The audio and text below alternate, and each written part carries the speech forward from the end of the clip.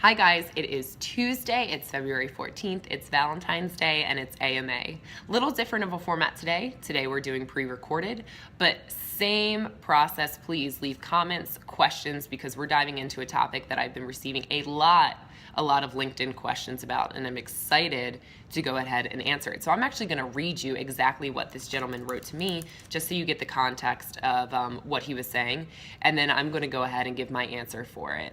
And I love it because it's coming right off the heels of the professionalism video I did last week, and I think it kind of speaks to that, but maybe in more of a specific way. So he wrote to me and he said, here's a question I'm struggling with, and I think it would make a really good blog post. How much of your personality / humor should you let shine through on Twitter? What about LinkedIn? Should it be all business, or should there be some individual personality as well? Great question. I love it. This is definitely something that I think we all, and myself, can relate to. So here's the thing. The very short answer is all business all the time is super boring and super unrelatable. Humans like doing business with humans, not companies, because we can actually connect to people and we see authenticity in the way that they talk to us. You've heard it before, and I'm just going to re-present everybody to it now. In order to do business with somebody, they must know you, they must like you, and they must trust you. So I think what we're really dealing with here is the balance of like and trust, right? You know, where are you so likable that people really enjoy talking to you? But does that undercut the trust factor, and does it impede upon your credibility? So given that we are humans, the answer really is there's no perfect formula. It's not a 2 + 2 = 4 thing. And if you are being humorous with somebody, they might take it one way, and the other person who's in the exact same conversation on the other side may perceive you as incredibly different. So it's certainly not a one-size-fits-all thing,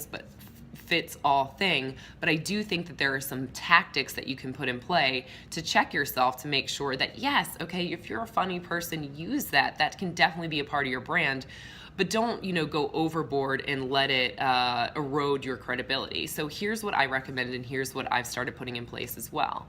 A lot of you know I've started interviewing clients seeking feedback. And the nature of those feedback loops are not just about concepts or services that I offer them. Many of the questions are about my deliverability, my approachableness. Am I positive? Am I helpful? And I ask questions about the brand that I'm trying to exude both personally and professionally. Do you enjoy working with me? Do you actually find it to be entertaining? I really set out to not only educate my clients, but entertain them. So you want to check in and ensure that you're hitting upon the things that you've set out to do in your business. So checking in with clients, checking in with people who are not clients is incredibly helpful as well. You can check in with prospects, you can check in with people you meet at networking events, and you can ask them for your feedback of how you're coming across. I think it's an incredibly useful tool to interview people and just get how it is that they perceive you. And I think that it's something I certainly can be scared to do sometimes, and it may seem a little uncomfortable, but it's incredibly revealing. A lot of times it is a lot more positive than you think it is. Trust me. You'll be amazed at how other people perceive you. So check in with people. The other tactic that I absolutely recommend, and it seems pretty intense, but this is really how big corporate brands do it. And you are creating a brand for yourself, so it is beneficial to use these best practices. So when we create a big corporate brand, when I create a big corporate brand with clients, we come up with something called brand guidelines. And really the goal of brand guidelines is to make sure that everybody, sometimes thousands of people who represent the company, are speaking like the personality of the company. If you have people going rogue and infusing too much of their personal brand into it, it can really dilute the overall company image and company tone.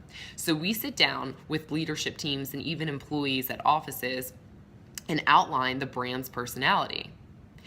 Conversely, we also outline what the brand doesn't want to become. So you want to have kind of stopgaps. This is what we do want to be, but it should be in moderation. If it's too much, it might go over to this, which is a negative perception of the brand. So I'll give you an example. MailChimp, many of you may be familiar with them. They have an incredible brand book. I'll put the link up online here so you can look at it. And they do a great job outlining the MailChimp's personality. And they also do a great job outlining what the MailChimp is not, and they give great examples for both. So one of the things, and this speaks directly to this gentleman's question, that they want the MailChimp to be is humorous. He has has a sense of humor. He's kind of funny. He's fun to relate with. When you send a MailChimp campaign, as soon as you hit the go button, the MailChimp puts up a little like rock on symbol, and he's like, all right, your campaign is scheduled. It's cool. It's better than just your campaign is scheduled at 12 o'clock. It's really fun. It's relatable. You think you have a little buddy who's helping you get your marketing campaigns off the ground. So he's humorous, but if you read their guidelines, they absolutely outline he is not silly. Silly and humorous are two different things. Silly can definitely erode professionalism. So I would encourage you to take this practice, take it on. I've done it for myself and outline, okay, these are all the ways, this is my personality and this is how I want it to come through in my professional brand. I want to be inspiring. I want to be uplifting. I want to be knowledgeable. I want to be approachable. I want to speak directly to people, and I definitely want to infuse my sense of humor.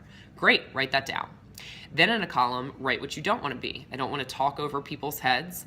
I don't want to use heavy words from my industry that nobody understands. I don't want to be condescending. You know, there's definitely a difference between professional and condescending, and you can step over the line sometimes. I don't want to be silly. So you can write down what your personal brand is and what it is not. And what I would do is actually, before you put out marketing content, check it, run it through the filter. Okay, does it hit X, Y, Z? Okay, great. Is it a little too much? Is it now bordering into, you know, these qualities? You definitely want to have a system in place to check yourself. And I get it, when you're naturally posting things on social media, you don't want to stop in and check all the time, but give yourself a few different times where you assess your marketing, especially from a personal brand standpoint, and think, okay, this is definitely how I want to be perceived by people. Is the messaging that I'm using and the messages I'm sending across, is that aligning with it? And create almost your own little brand guideline for your personal brand. So, in closing, there is no set formula between being, you know, too personable on social media and marketing and too professional. It's a difficult question to answer because different people have different responses to what that is. You do want to be responsible for the perception of others, and I recommend definitely getting feedback from other people and checking in. And you do want to have a method that helps you self-check, which can definitely be outlining some personal brand guidelines. So after watching this, I'm curious to hear how you have found the balance of personal and professional, making yourself relatable and not too boring, but also making sure that you're seen as, you know, a credible expert. Go ahead and write that in the comments. If you have questions about coming up with brand guidelines, write them down too. If you have questions about specific channels, write those down as well. I am answering all of them. I've been getting a lot of feedback, especially on LinkedIn lately, in regards to these posts, and I'm really dedicating the Ask Me Anythings to answering them. So thank you guys. I hope you have a wonderful Tuesday. Enjoy Valentine's Day, and I will see you next week. Bye.